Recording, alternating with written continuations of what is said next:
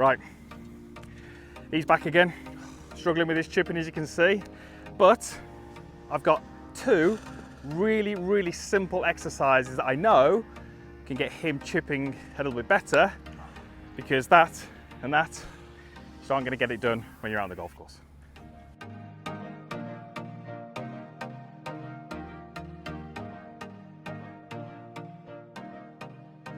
So how many times have you found yourself in a situation just like this one, relatively straightforward, or it looks relatively straightforward? You want to chip it because you've got a little bit of longer grass here before you reach the green. So you take something like a pigeon wedge and you see the shot landing on the green, rolling out to the flag, really quite simple. And what happens? You completely duff it.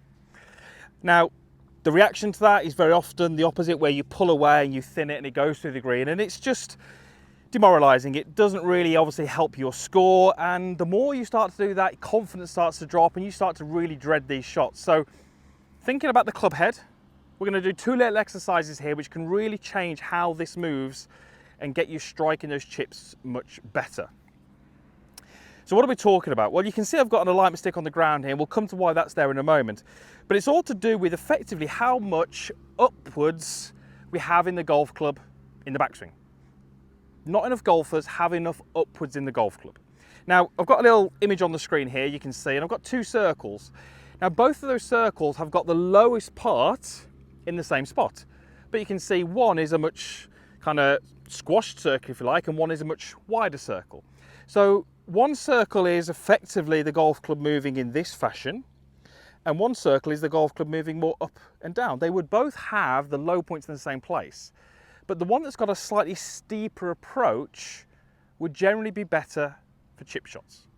Okay, so lots of times when we see a golfer whose chipping is poor, it's because in the backswing the club head stays too low to the ground. You can see that it is away from the ground, but it's too low to the ground.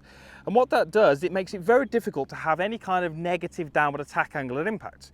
If we can't have a negative attack angle, strike becomes really difficult, and that's why that little demonstration there, I caught the ground, you know, probably some 6 to 8 inches before the club bounced up, and it was a terrible result.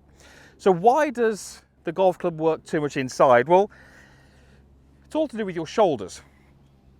I'm going to take this alignment stick here, I'm going to place it underneath my arms, okay?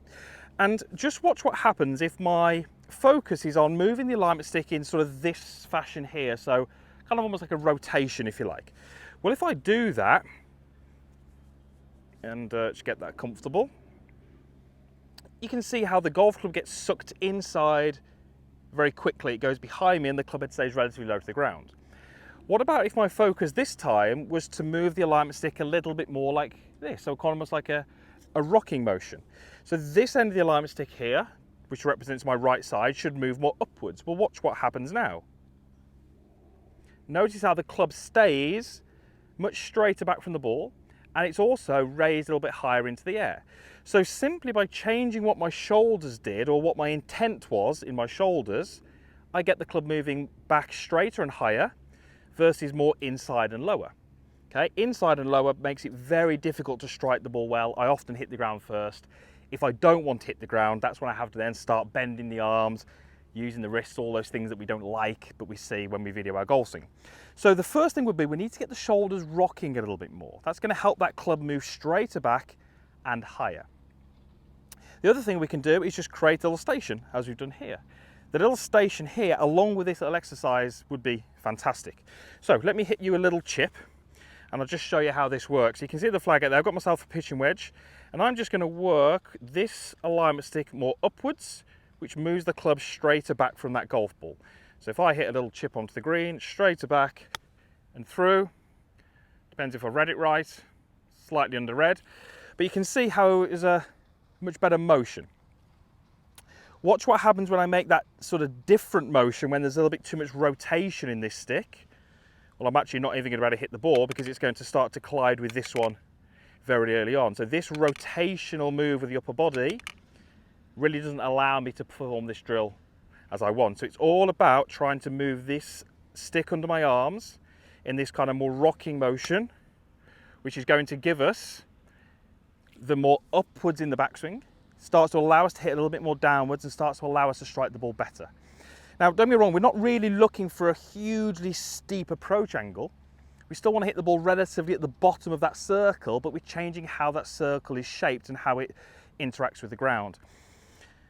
This alignment stick and this alignment stick, many of you will have those to hand, and really all you need is those two things. You can start to really work on your chipping. The other thing which we haven't mentioned, which I will do because it's really quite important, is just distance of the ball. The further you get from the golf ball, the more likely it is that club's going to work inwards and low. Inwards and low, trust me, is the thing you need to avoid with chipping. The closer we can get, naturally starts to get the club working more upwards. Couple that along with what we've done in the backswing, you can start to strike your chips better. Now this is a pitching wedge. I'm not suggesting that pitching wedge is the right club.